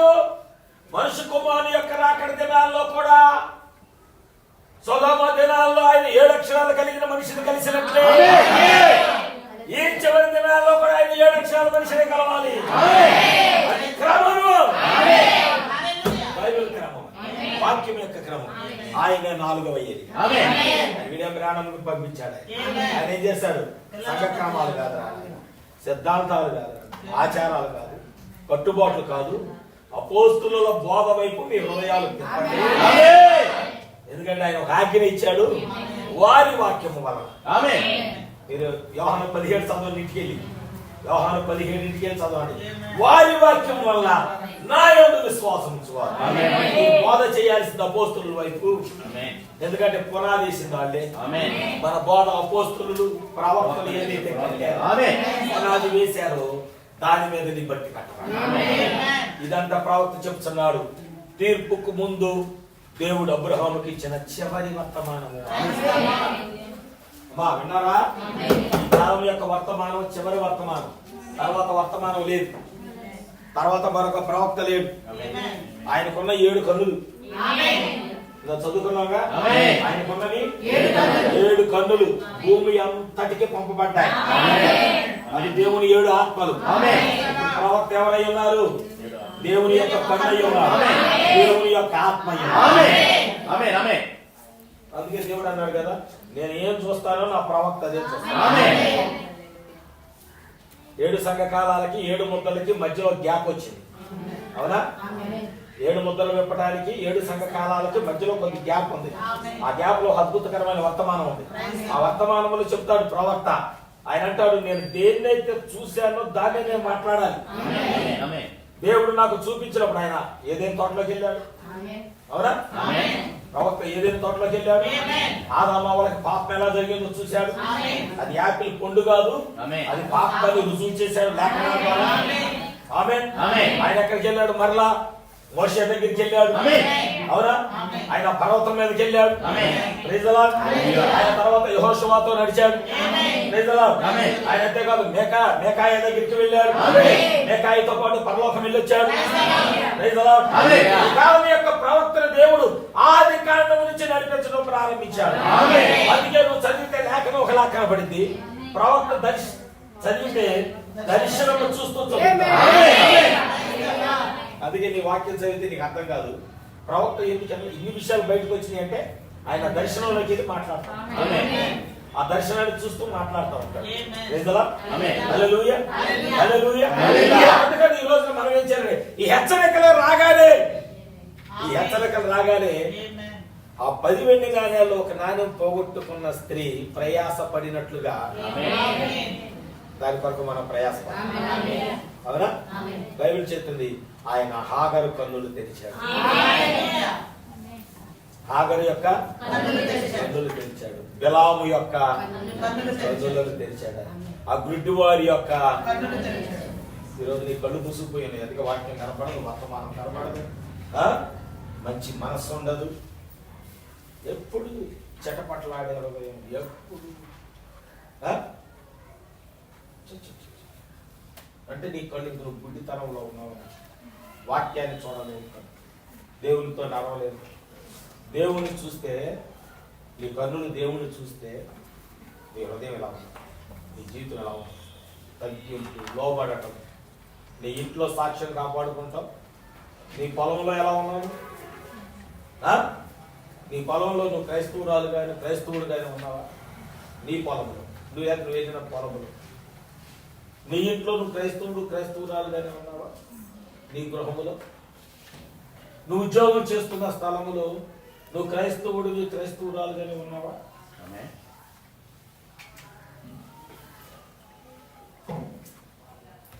అంటే ఏమి లేదు, నీ కళ్ళు గుడ్డిపోయి నువ్వు గుడ్డితనం కలిగి ఉన్నావు కనుక, వాక్యం నువ్వు తెలియట్లేదు కనుక, నువ్వు పొలంలోనైనా నీ ఉద్యోగంలోనైనా నీ ఇంట్లోనైనా వాక్యానికి వ్యతిరేకంగా మాట, వాక్యానికి వ్యతిరేకంగా పాట, వాక్యానికి వ్యతిరేకంగా క్రియ, వాక్యానికి వ్యతిరేకంగా నీ జీవితం జరుగుతున్నప్పుడు ఆయన కన్నులు నేను చూస్తా ఉన్నాయి. ఒక హెచ్చరిక చూపిస్తాను మీకు, లేకపోతే చెప్పట్లేదు కానీ ఒక హెచ్చరిక చూపిస్తాను. ఆ హెచ్చరిక చూసిన తర్వాత నేను చెప్పే కదా, సంవత్సరం మొదలుకొని సంవత్సరాంతం వరకు ఆయన కన్నులు చూస్తూనే ఉంది కదా. లేఖనం చూపిస్తానండి. లేఖనం చూసిన తర్వాత 1 పేతురు 3వ అధ్యాయం, 1 పేతురు 3వ అధ్యాయం తీయండి. 1 పేతురు 3వ అధ్యాయం తీయండి, 12వ వచనం చదవండి. ప్రభువు కన్నులు నీతిమంతుల మీద, ఆయన చెవులు వారి ప్రార్థనల వైపునకు ఉన్నవి కానీ, మరొకసారి ప్రభువు కన్నులు నీతిమంతుల మీదను ఆయన చెవులు వారి ప్రార్థనల వైపు ఉన్నవి, కానీ ప్రభువు ముఖము కీడు చేయు వారికి విరోధముగా ఉన్నది. ఏం చెప్తారు ఈ లేఖనానికి? ఈ లేఖనానికి ఏం చెప్తారు? మనం మార్చలేము. అయ్యా దాన్ని కొట్టేయండి, దాన్ని కొట్టేయండి, మనం కొట్టేయలేము. అయ్యా ఆ పేజీ వద్దయ్యా, చించేస్తానయ్యా. మీరు చిరిగిపోయిన లేఖనం ఎక్కడ దేవుడు పలకబడిన మాట అది సృష్టి చేసుకుంటూ వెళ్తాం. నీతిమంతుల మీద ఆయన కనుదృష్టి ఉంది, వాళ్ళు చేసే ప్రార్థనల మీద ఆయన చెవులు ఉన్నాయి, కానీ కీడు చేసే వారికి ఆయన మొక్కమంటే నీకు చూడలేదా? తన కనుదృష్టి కూడా అది చెడ్డవారి మీద కూడా ఉన్నాయి, కానీ చెడ్డవారి మీద అయినా ఉన్నాయి, కానీ ఆయన కన్నులు చెడు కీడు చేసే వారికి మాత్రము.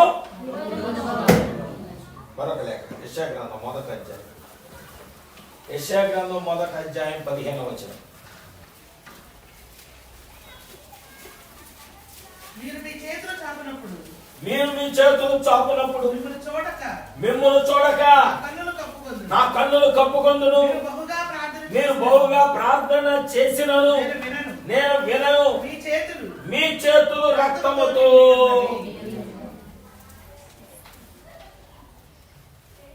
ఆయన కన్నులు కప్పుకుంటానంటున్నా. దేని కొరకు? పైన చదువుకుంటూ వస్తే మనకు తెలుస్తుంది. ఇవాళ అమావాస్య అయ్యా, అమ్మ పలానా రోజు ప్రార్థన, మా ఆయన అమావాస్య అన్నాడు, ఇలా వద్దన్నాడు. మరి నేను చూడండి అంటున్నాడు దేవుడు.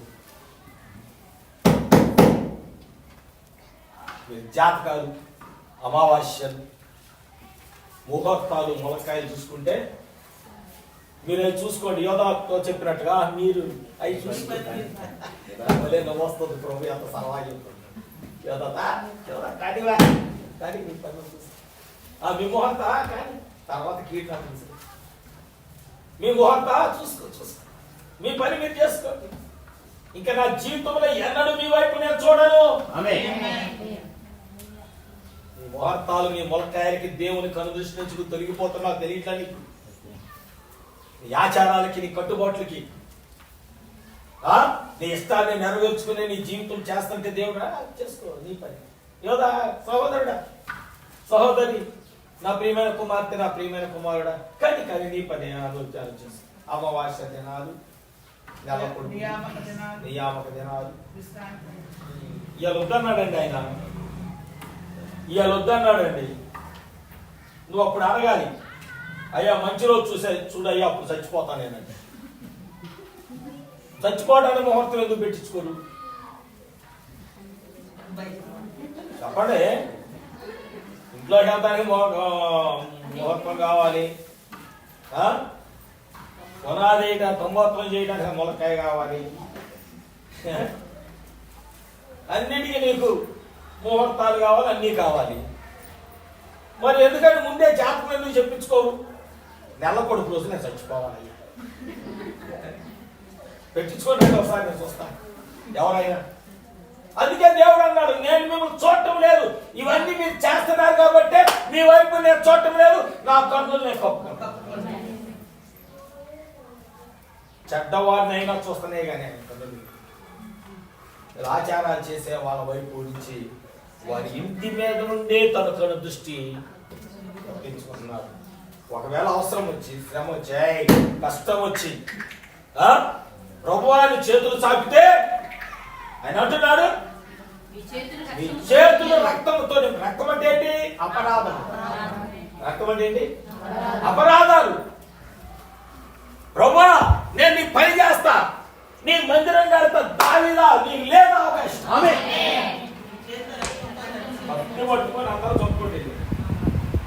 కత్తి పట్టుకొని ఒకరికి ఆజ్ఞాపించావు, అమాయకులు చంపేయాలి, వారి పాపం నీ చేతులు కంటా. ఇతరులకు చేసిన పాపం నీ చేతులు కంటుకోలేదు. ఇతరులుగా మీరు చేసినటువంటి పొరపాట్లు నీ చేతులు కంటుకోలేవు. ఎవరన్నా నీ చేతుల నుంచి నాకు ఆ పాపమే కనబడుతుంది. పాపం అయిపోయింది, సంవత్సరం అయిపోయింది, 2 సంవత్సరాలు, 3 సంవత్సరాలు, సంవత్సరాలుగా పాపం కలిగిపోయింది. కానీ నీ చేతుల్లో ఇంకా అలాగే ఉంది. నీ జీవితంలో నాకు కనబడుతున్నాయి. పెండి ఉంగరం కనబడినట్లుగా, పెండి తాళి కనబడినట్లుగా నీ పాపం నీ చేతుల్లో నాకు కనబడుతుంది.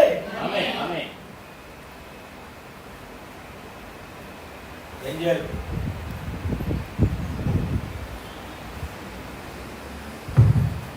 ఆ స్త్రీ పోగొట్టుకున్న ఆ ఒక్క నాణ్యాన్ని వెతికినట్లుగా, ప్రయాసతో వెతికినట్లుగా, ఊరికే సరదాగా వచ్చేయటం కాదు, ఏదో ఎలాగా ఉంటే గుడికి అలా వచ్చేయటం కాదు.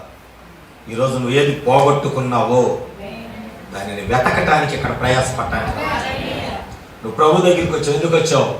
నా కళ్ళు తెరువు ప్రభు అని బ్రతిమలాడుకునే ప్రార్థన కొరకు రావాలి.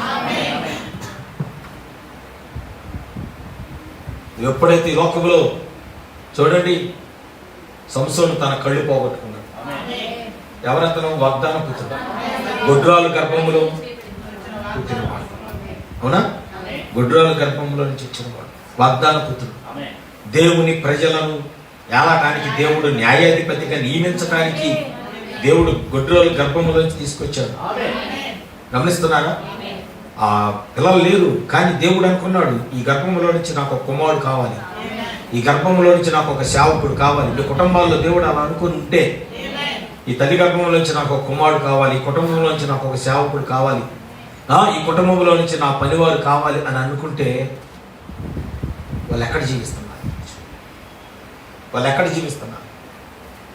లోకంలో, పాపంలో, ఆచారాల్లో, యోధాలాగా లోకాన్ని ప్రేమించి దేవుని దగ్గరికి వచ్చి ముద్దు పెట్టుకునే స్థితిలో, అలాంటి స్థితిలో ఉంటే తర్వాత జీవితం ఏంటి? తర్వాత పరిస్థితి ఏంటి? అబ్రహాముతో నడిచి నడిచి నడిచి నడిచి లోకాశం చూడగానే పరిగెత్తుకొని మరలా అబ్రహాం చక్కగా ఎంత మర్యాద చెప్పి వెళ్ళారో, అబ్రహాం బయటికి వెళ్తాం అయ్యా మేము వేస్తాం అంటే కోప్పడి వెళ్ళలేదు. చూడండి టెక్నిక్, కోప్పడి వెళ్ళలేదు, గొడవ పెట్టుకొని వెళ్ళలేదు, లేకపోతే చేదరించుకొని వెళ్ళలేదు, మర్యాద కొరకు మేము ఇలా బయటికి వెళ్దాం అబ్రహాం, ఇలా బయటికి వెళ్దాం. ఆమె కూడా ఇచ్చింది లోతు భార్య, ఆమె కూడా వెనకాల దాక్కున్నట్టు నిలబడి నిలబడి బయటికి వెళ్దాం అబ్రహామయ్య, బయటికి వెళ్దాం అనుకుంటున్నాను. అబ్రహాం సరే మీ ఇష్టం, ఎక్కడ ప్రేమతో చెప్తున్నాడు, మీరు ఎక్కడ వెళ్ళాలనుకుంటున్నారు? ఆ వెంటనే ధైర్యం వచ్చింది, వెళ్ళాలని రాగానే అదిగో పచ్చగా కనపడదు చూసి, సరే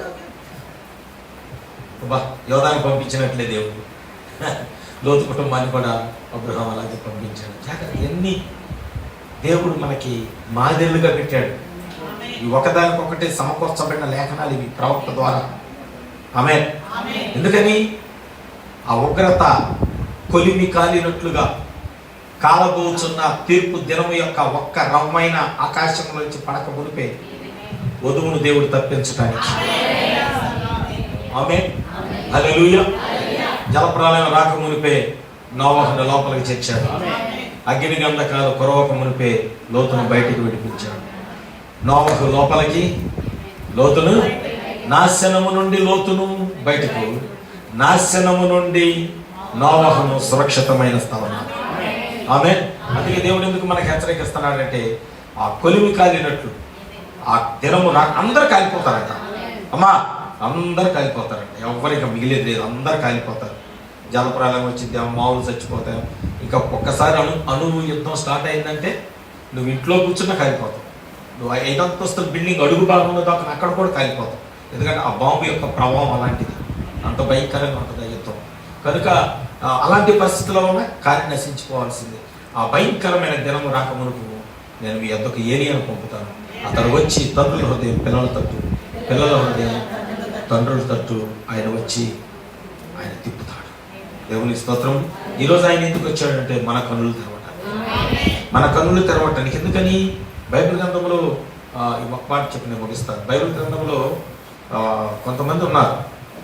ఎవరు వాళ్ళు అంటే యాకోబు, ఎవరు వాళ్ళు అంటే ఇస్సాకు, ఎవరు వాళ్ళు అంటే అపోస్తలుడైన పౌలు, ఎవరు వాళ్ళు అంటే బిలాము. నా బైబిల్ చెప్తుంది ఎవరు వాళ్ళు అంటే ఏలి మంద దృష్టి కలిగి ఉన్నందున.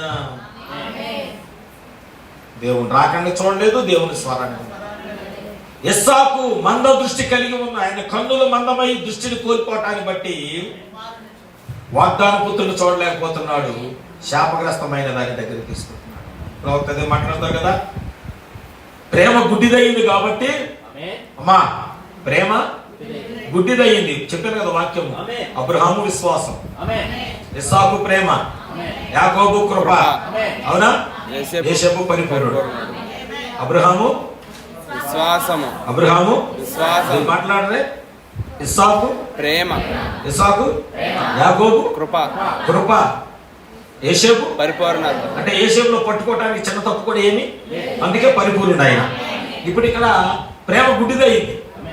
దేని చూస్తుంది? శాపగ్రస్తమైన దాన్ని చూస్తుంది. కానీ ఇక్కడ విశ్వాసం గుడారంలో ఉండి దేని చూస్తుంది? కృపను చూస్తుంది. ఆమేన్. యాకోబును చూస్తున్నాడు, అవునా. విశ్వాసము రాబోయే జ్యేష్ఠత్వాన్ని చూసింది. విశ్వాసము దేవుని ప్రణాళికను చూసింది. విశ్వాసము రాబోయే ఆకాశ నక్షత్రాలను భూమి మీదకి వంశావళులుగా తీసుకువచ్చే ఆ కృపను చూస్తా ఉన్నది విశ్వాసం. ఆమేన్. మొట్టమొదట మన బైబిల్ పరలోకంలో ఉంది, కానీ యాకోబు కుటుంబంలోకి ఆ 12 నక్షత్రాలు ఎప్పుడైతే వచ్చాయో పరిపూర్ణమైన బైబిల్ యాకోబు కుటుంబంలోకి వచ్చేసింది. ఆమేన్. అందులో నుంచి దేవుడు ఒక మనిషి కుమారుడు బయటికి తీసుకొచ్చాడు. ఆయనే యేసేపు అయి ఉన్నాడు. ఆమేన్. హల్లెలూయా.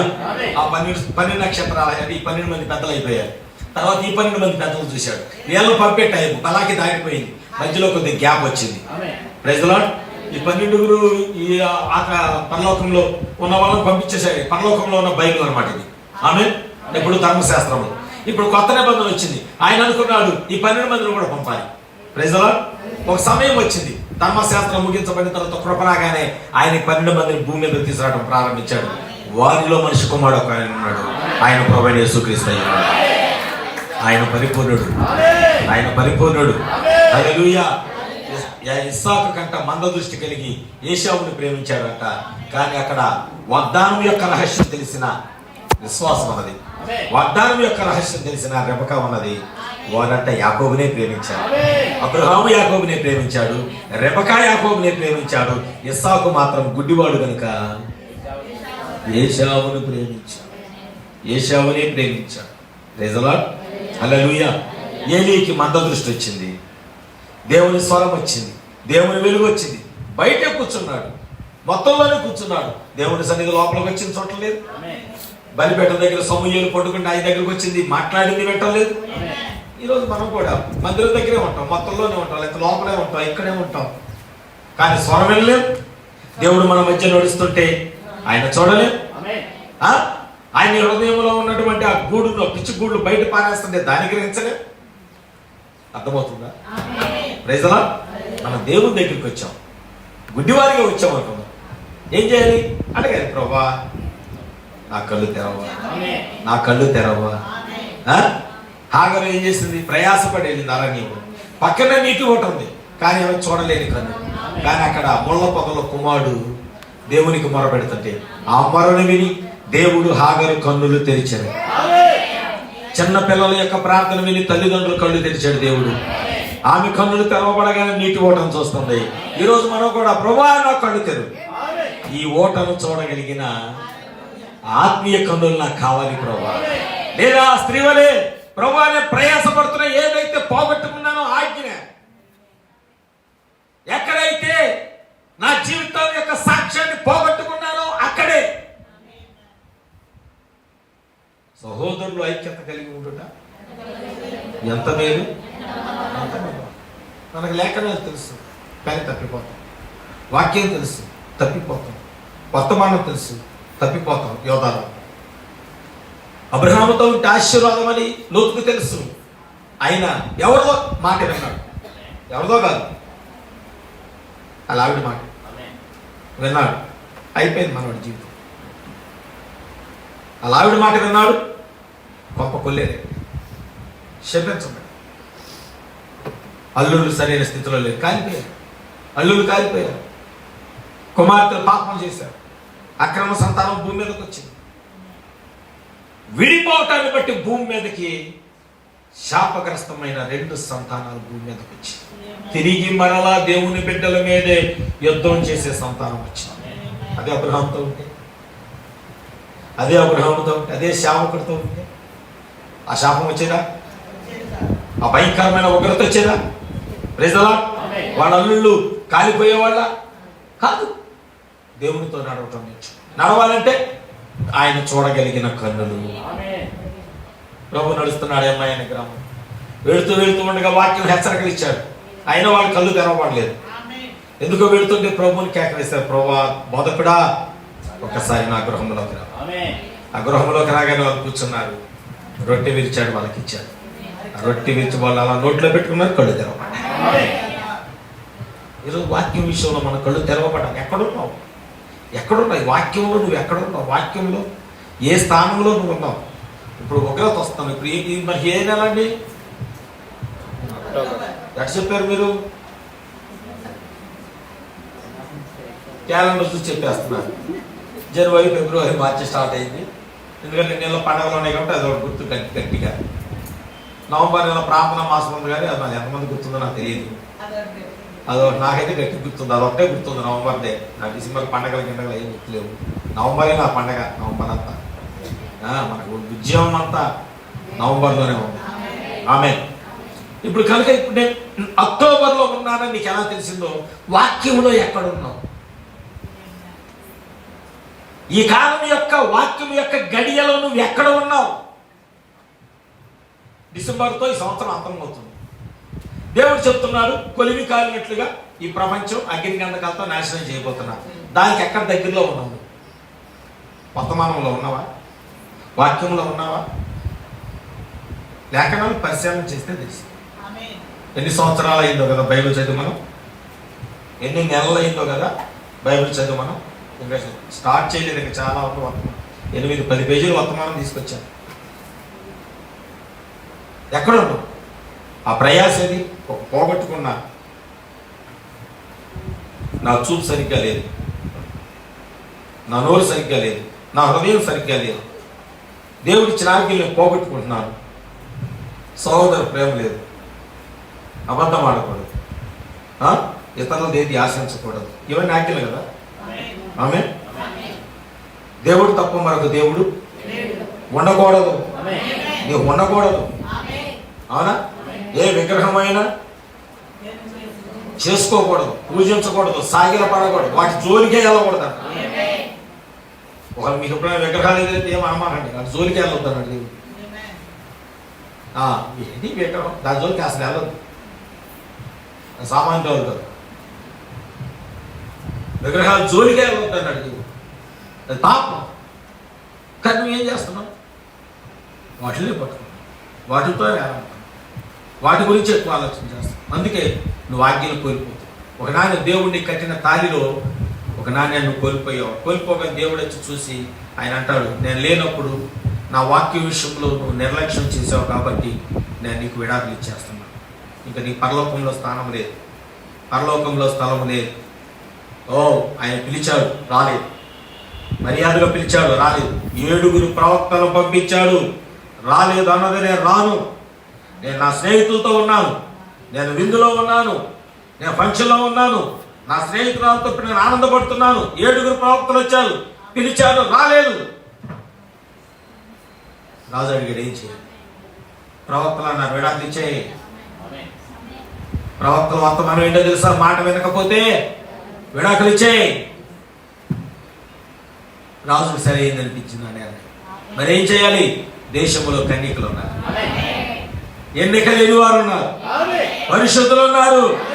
అన్ని దేశాలు పంపించి అన్ని ప్రపంచమంతా ఉన్న వధువునంతా పోగు చేయి.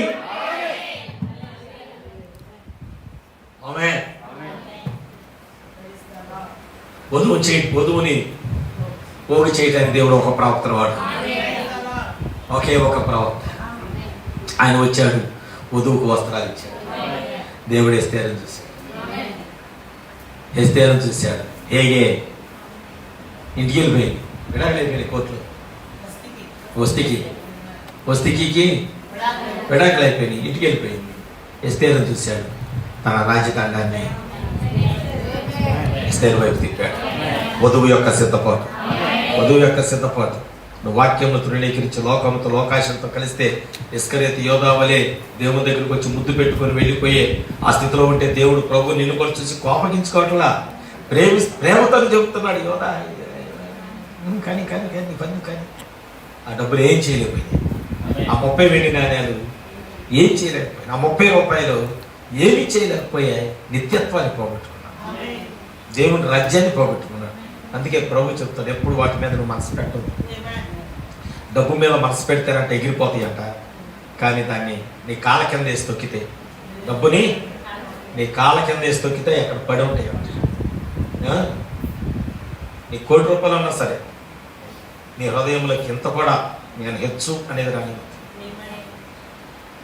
10 కోట్లు 100 కోట్లు 1000 కోట్లు ఎంత ఉండదు, హెచ్చు అనేది ఇది రాని. ఎగిరిపోతుంది నీ దగ్గర నుంచి, క్షణం కూడా ఉండదంట. కానీ దేవుడి కంటే ఇది నాకు ఎక్కువ కాదు అని, నా సహోదరుడు నా సహోదరి కంటే ఇది ఎక్కువ కాదని ఎప్పుడైతే దాన్ని నీ కాళ్ళ కింద తొక్కి పెడతావో అది కుక్కలాగా నీ దగ్గర పడుతుంది. నువ్వు దేవుడికి విలువ, వాక్యానికి విలువ, దేవుని ప్రేమకు విలువ, వాగ్దానానికి విలువ. వాగ్దానానికి విలువిస్తే ఆ ఒకనాడు పోగొట్టుకున్న స్త్రీ చీపురు తీసుకుంది, దీపం వెలిగించింది. దీపం వెలిగించింది. చూడండి, గుడ్డిగా చీకట్లో తొడవట్లా, చీకట్లో తొడవట్లా. ఎక్కడ తెలుస్తుంది? వెలిగించి, వెలుతురులో, వాక్యపు వెలుగులో నీ హృదయాన్ని సరి చేసుకుంటే ఏం పోగొట్టుకున్నావు అది నీకు కనబడింది. అప్పటి హృదయంలో పశ్చాత్తాపం, అవును ప్రభు నేను ఇది పోగొట్టుకున్నా, ఈ నాణ్యం పోగొట్టుకున్నా, ఈ నాణ్యం పోగొట్టుకున్నా, ఈ నాణ్యం పోగొట్టుకున్నా, ఇవన్నీ నాకు కావాలి ప్రభు. ఆ వెలుగులో పొందుకుంటాం. ఈ వాక్య పేరులో దేవుడిని దయచేస్తాడు. ఆయన తిరిగి వచ్చేసరికి ఆయన కట్టిన 10 వెండి నాణ్యాలు కనబడతాయి. నీ ఏడలో సంతోషించి తన రాజ్యంలో తీసుకెళ్తాడు. దేవుడి వాక్యాన్ని దీవించిన గాక. చప్పట్లు దేవుడు నామాన్ని.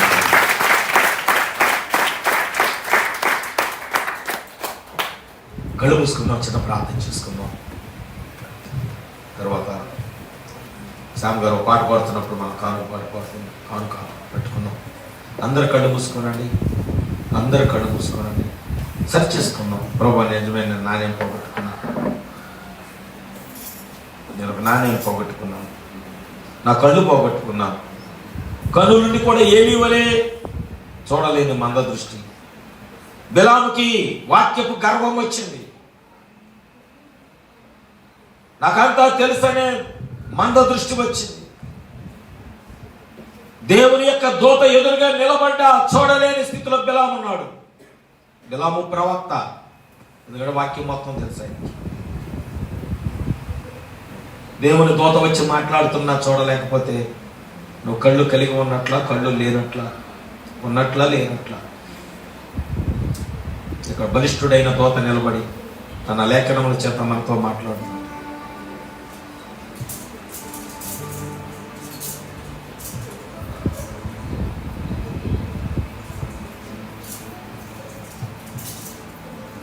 చాలా ప్రార్థించారు, అందరు ప్రార్థించారు.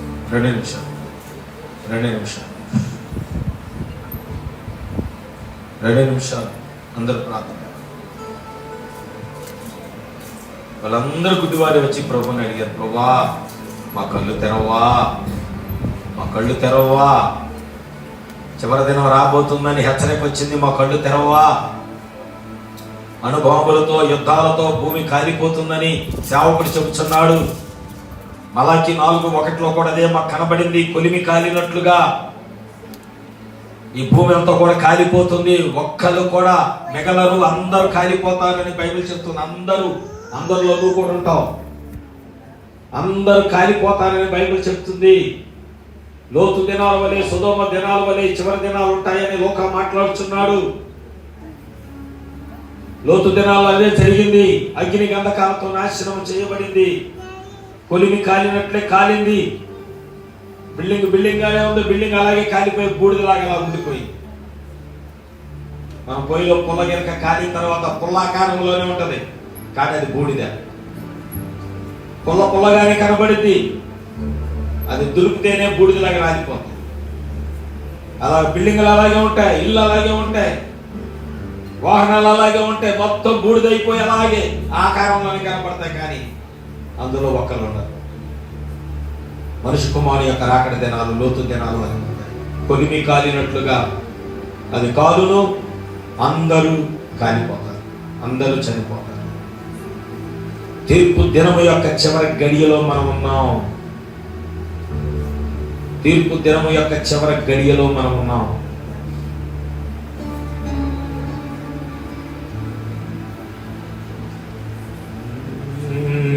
వినవా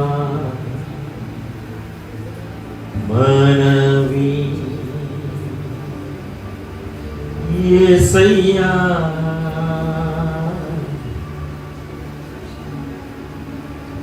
వినవా ప్రభువా,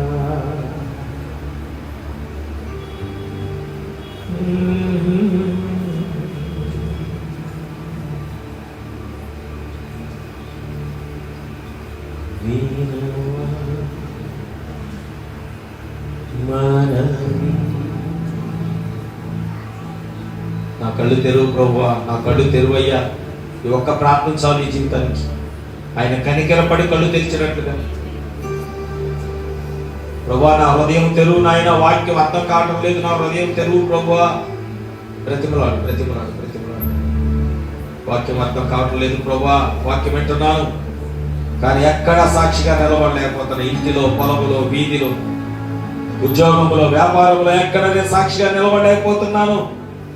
నా కళ్ళు తెరవ ప్రభు.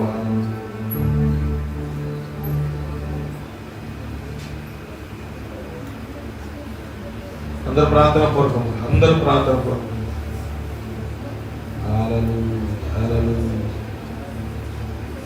కొద్ది సమయం మన దేవునితో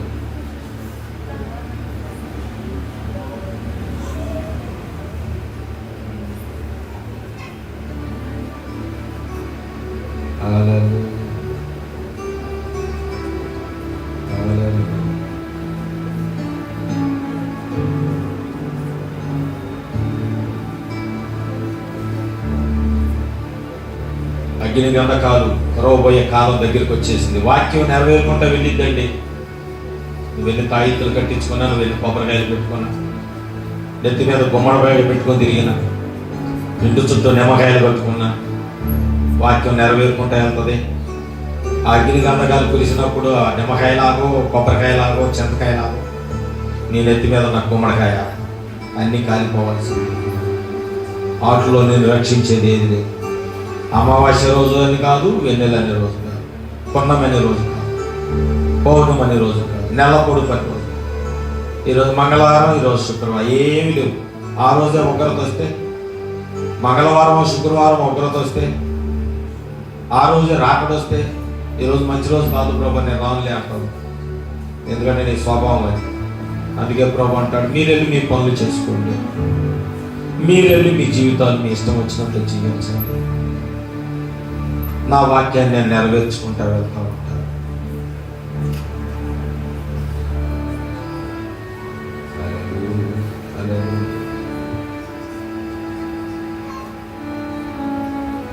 ప్రార్థన పూర్వకం, ప్రార్థన పూర్వకం. సహోదరుడు చిన్నబాబు ప్రార్థన చేస్తుండగా విన్న వాక్యానికి లోపడదాం.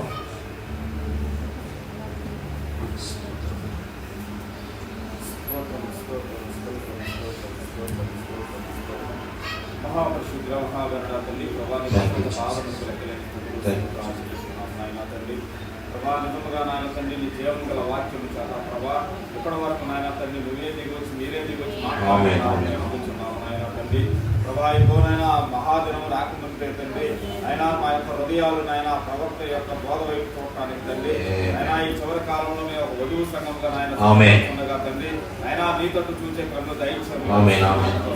అయినా ఇదిగోనైనా మేఘములోనైనా తండ్రి నువ్వు వస్తావని ముందే వాగ్దానం అయినా నేనైనా వాగ్దానం కొరకు నాయన సకనముతో కనిపెట్టుకొని అయినా నేను నిరీక్షణ కలిగిన వారికి ఉండడానికి సహాయం దయచేయి ప్రభువా. నీ ప్రభా మాపై కొమ్మరించమన్నాడు. ఎవరికే స్తోత్రాలు ప్రభా.